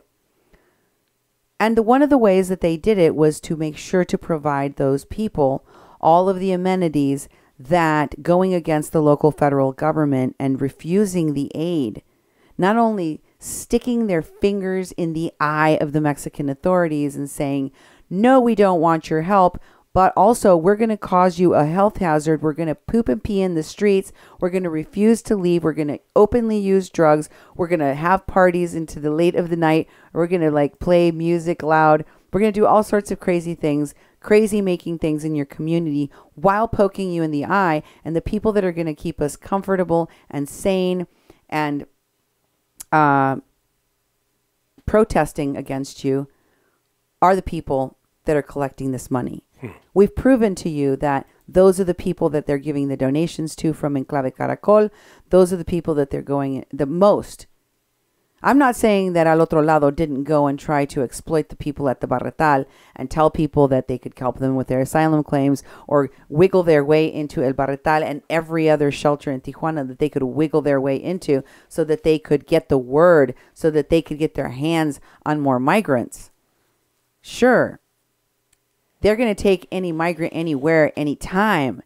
Anybody is ripe for the picking.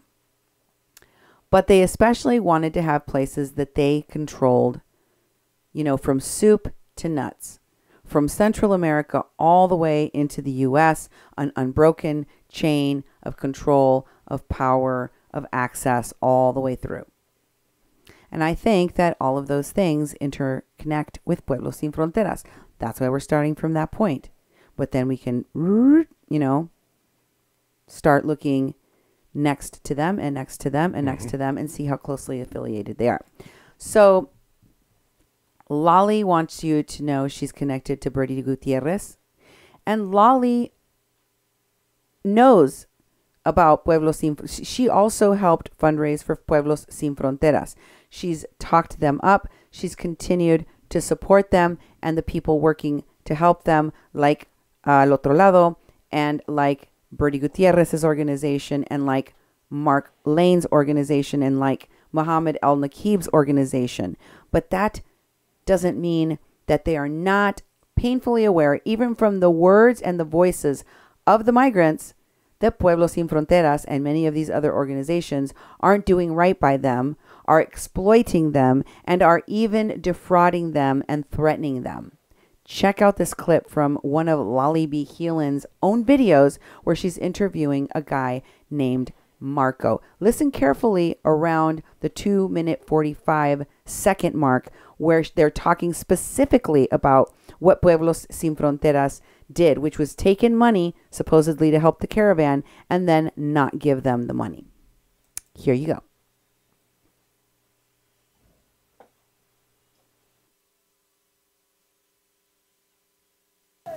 So, what is your name? My name is Marco. Paulo. Fabricio. And can you tell us a little bit about what brings you here? The American dream. Yeah, sueño americano. Yes. And why did you have to leave Honduras?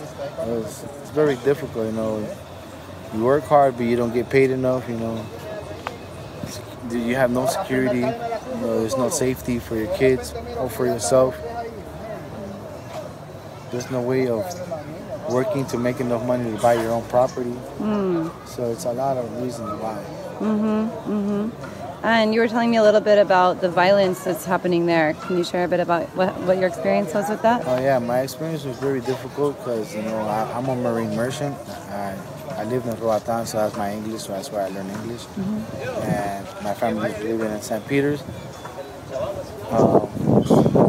My 9-year-old daughter was given a backpack full of drugs so she can take to another section, but we never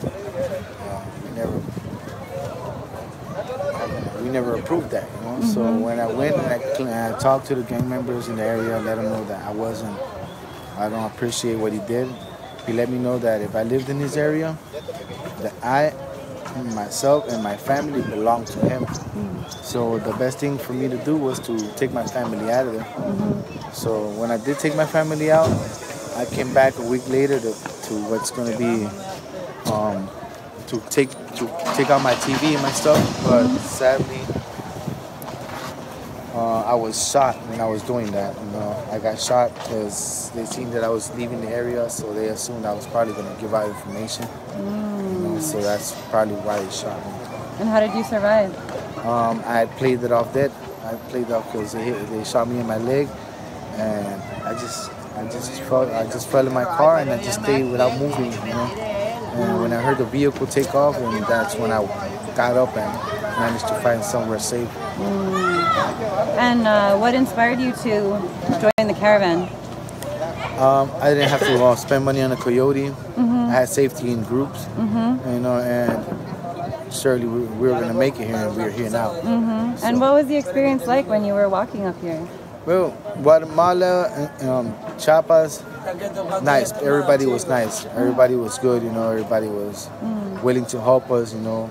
Once we got to Oaxaca, that's when Pueblos Sin Fronteras and human rights started helping us. They just went off with straight up lies, you know. They fed us lies from the beginning till the end. Wow. And now they're nowhere to be found. And where they are to be found, they're actually taking advantage of the donations they give us. You know? They're not providing it to us. What are they doing with it? Nobody knows. Yeah. You know? And when you try to face them, like, hey, what are you doing with the donations? If you're a reporter or something, they'll get it. They'll throw police at you, you know. And then if it's us, they'll take us to jail, send us to back to Honduras, you know. So they're not trying. Whoever tries to unlock, you know, that mess there, they're not letting it happen. You know? They're trying to avoid that as much as possible. Are you receiving donations here? Oh yeah, thanks God, you know, because there's a lot of people that they send them off to El Barrotal, but they insist, no, I want to donate it here. I want to leave it here. And they take the risk of going to jail, but they're like, hey, look, it's worth the risk because we know you guys need it. And we're not going to travel for so long just so they can tell us that we're not going to give it to you. And why did you decide to stay here and not go to Barrotal? Because they fed us lies from the beginning till this day. Why are we going to keep following the same people that keep on feeding us lies? What are some of the lies they said? The fact that Canadians and Americans are going to be here waiting for us, so the process could be done faster, and that was crap. Yeah. Excuse my French, but that was crap, So what's the intention of the people here in the caravan? What's your plan right now? Right now, we're just waiting for what's going to be on the 18th is National Immigration Day, something like that. So most likely everybody's going to get routed from all the camps around.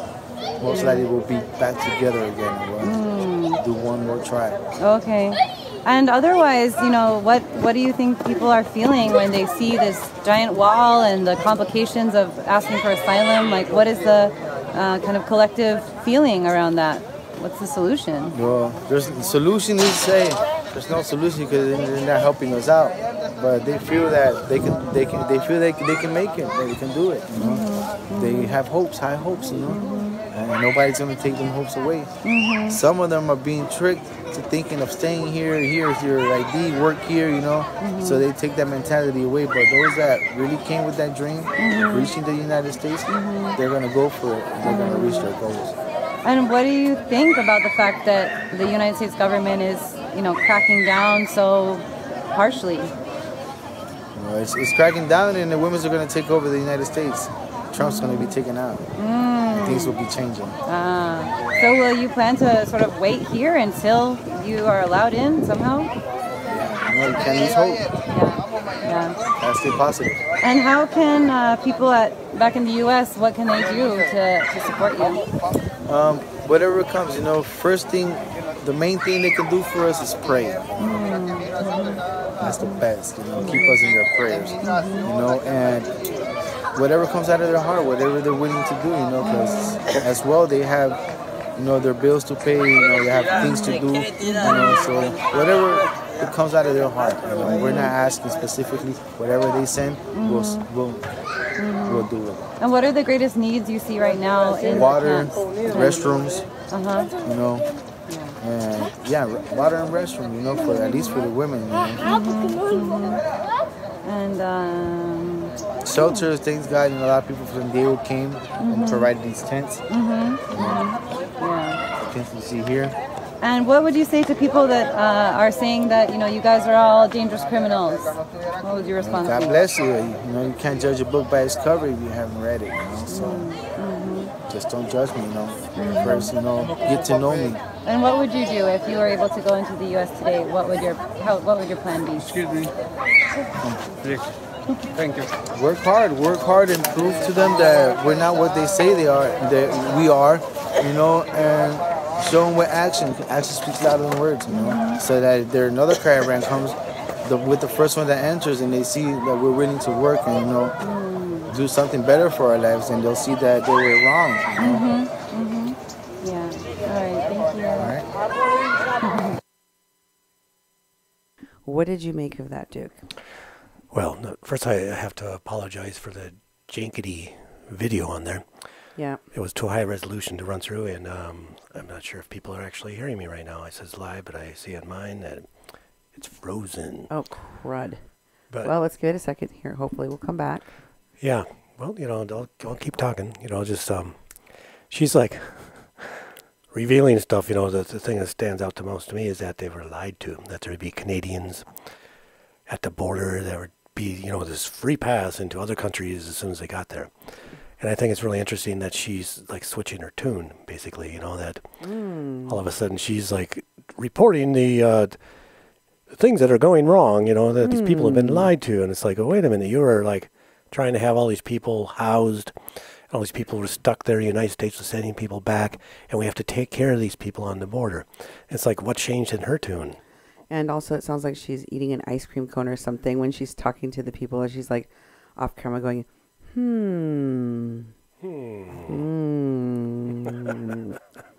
Exactly. Like, what's going on over there? Is she eating? Yeah. What's happening? Yeah. But she, I think that, you know, they're exposing each other. They definitely are continuing to support and work with the people that are with Pueblos Sin Fronteras moving the caravans, but they want you to know that, you know, the migrants and now they are on to them. Oh, and why don't you? What happened with Pueblos Sin Fronteras? Oh, well, you know, they had the money and they're supposed to do this, but they didn't do it. And then, you know, she's like, yes. And then she talks in her other videos, we're the only ones doing it. We're the ones that if you really want to give the money to the right people, 'cause if you were giving it to them, and obviously they're not the right people, we're the right people. Also, Bertie Gutierrez is the right person, you know? Yeah, exactly. Like, they just keep passing it around. Mm-hmm. So, another person in this circle of Bertie Gutierrez friends is Leti Herrera. She was one of the people that we mentioned earlier. Here she is in a picture with another woman that we will talk about later on. I don't think she's listed on there, but can you scroll over on that picture so we can show that this is from Bertie's own page, and she tags her on October 22nd. And then I wanted to show you another person who is with immigrant rights, and this is from her Twitter page. She says, Carla Estrada, she is posting a picture of a border crossing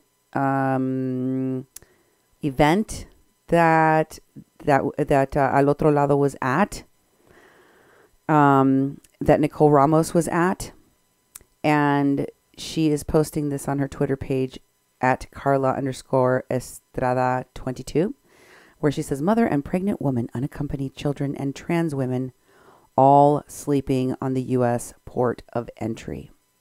It's been 12 hours, and CBP has not processed a single asylum seeker. Is this how a nation that goes to war on the premise of protecting freedom treats the most vulnerable? And then there is the same picture that was posted by Nicole Ramos. You can keep going down. Can you go to the sides that way? The other way, not that way. The other way. Yeah, so we can see the Twitter page. See, this is from her Twitter page, and it says she is an immigrants' right advocate, founder of, what is that? Can't see it. It's very light blue, so it's hard to read. Undocu Travelers, at Undocu Travelers, and at UCLA alumnus. And then it says immigration law and criminal defense. And then it says pay a mujer for her labor, Venmo. And then there is a second part of this tweet. Here's the second one, where this is the continuation of this thread. And below the picture, she says, this text was taken from amazing attorney and activist Nicole Ramos from Al Otro Lado. Support her and her legal team by donating to the PayPal account. They offered free services to asylum seekers. And Kier Moore says, so everybody in the world that's in trouble, America should take care of them. Should we ship them in from Asia, India, China too? Should America take care of everyone's problems? We wouldn't have a country. And there are more replies below that. Truth Whisperer says, their claim is, he's referring to the asylum seekers at the border with Al Otro Lado. He says, their claim is dubious. Mexico should come and take care of them. You can't win this. The law is clear. No amount of manipulation will work. And then Carla replies, it is legal to claim asylum, idiot. And Truth Whisperer responds, it is illegal to lie in order to obtain asylum. That is what this is about. Your hero lawyer is coaching them, and it will come out in interviews. These people are completely ignorant and do not know that your lawyer is not the authority. She and you are the problem.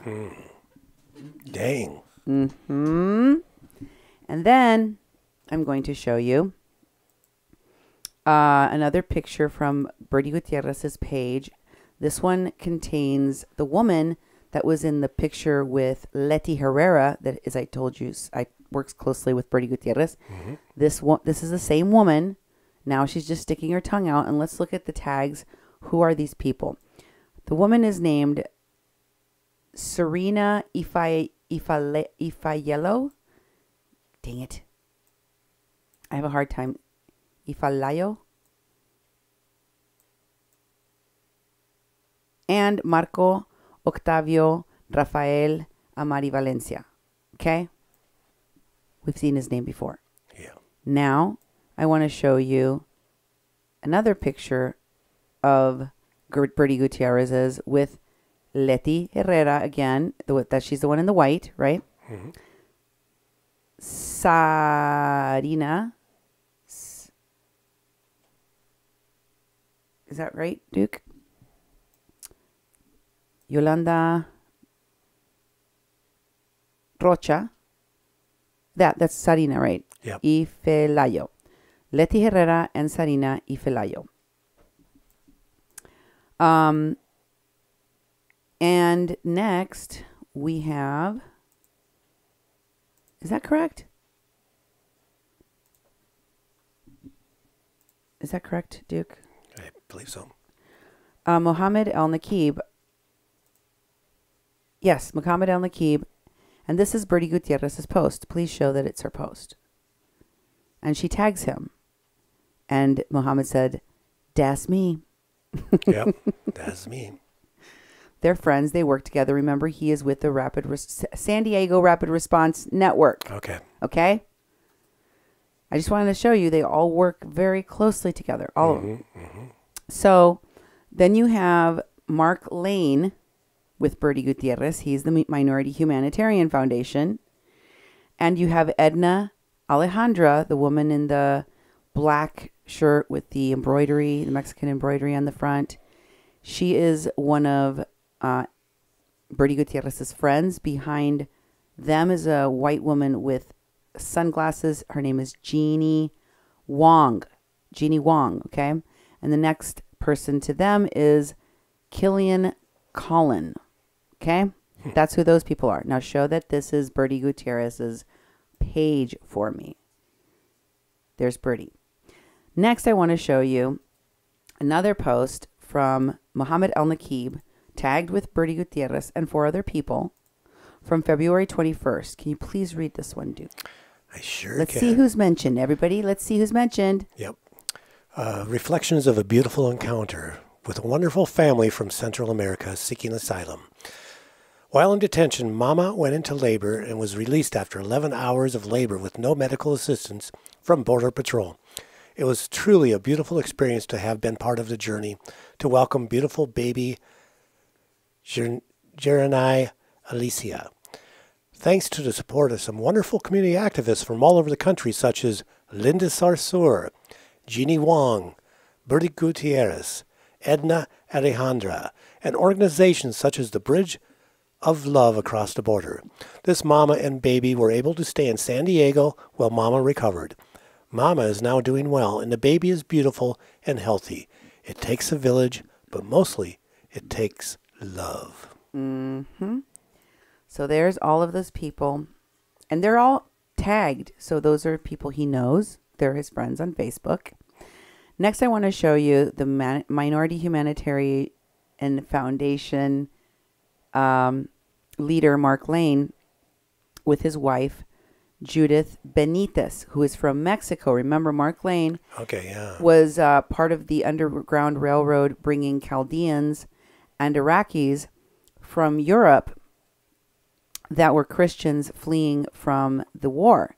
And this Underground Railroad came through Mexico in much the same fashion as the new caravans are coming through Mexico. Incidentally, he lived in some of the 3 major cities where the caravan is coming through now. Interesting.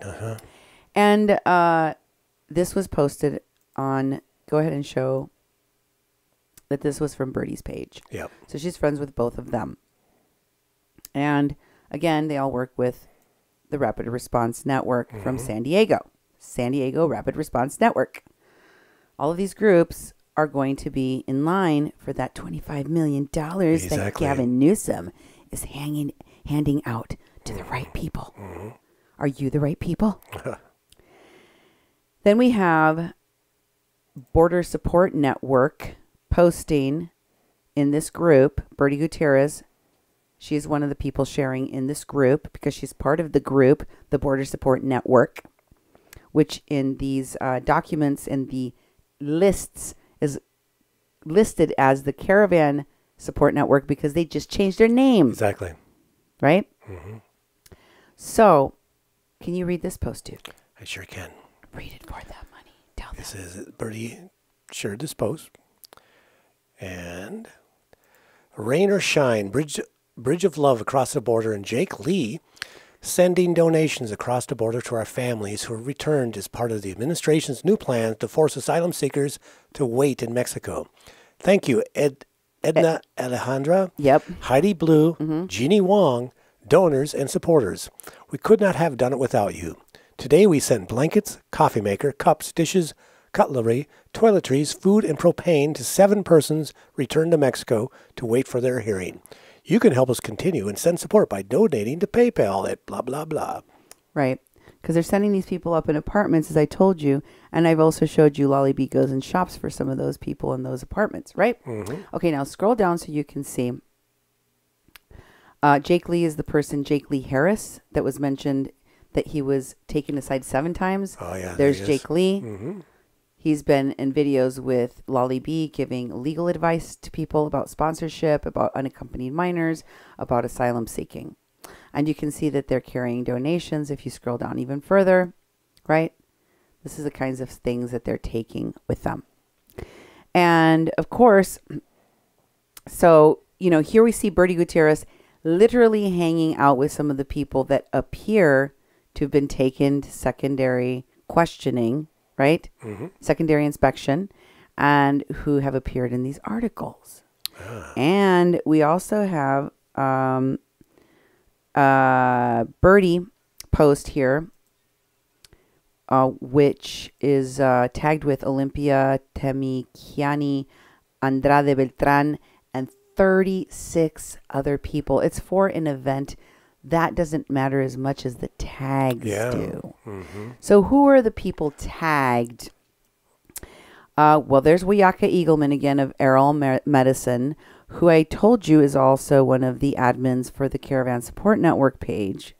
And we know that there were some people from the article and the list that were admins on the Caravan Support Network page.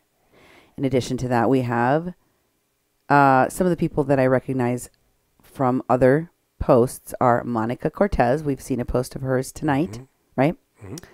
Jake Lee. That's Jake Lee Harris from the article. Yeah.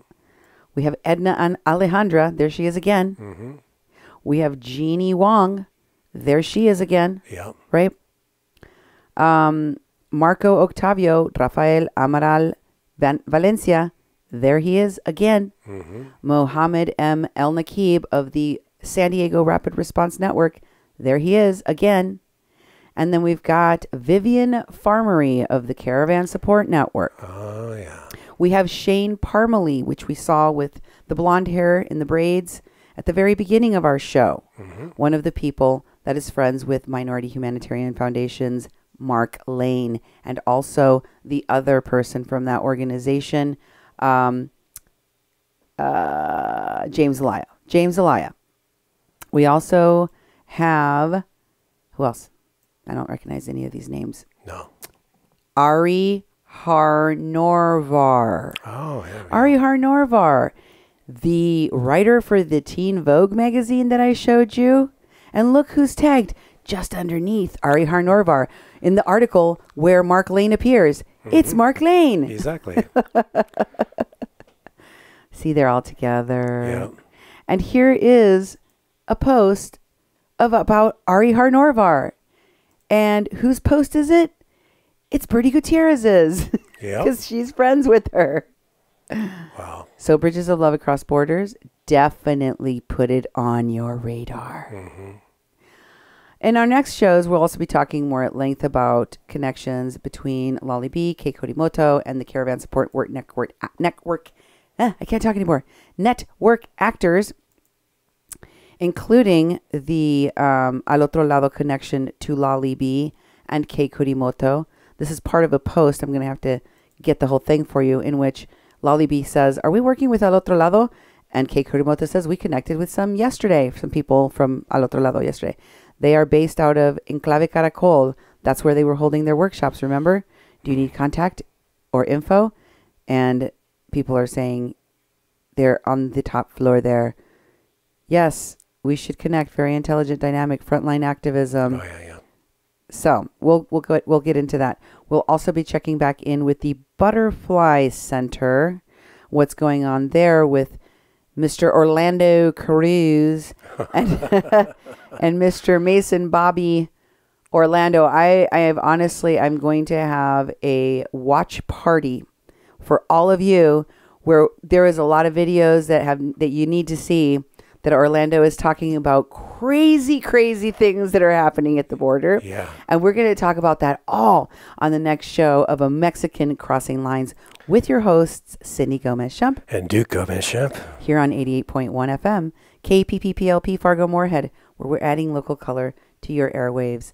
Thank you and good night.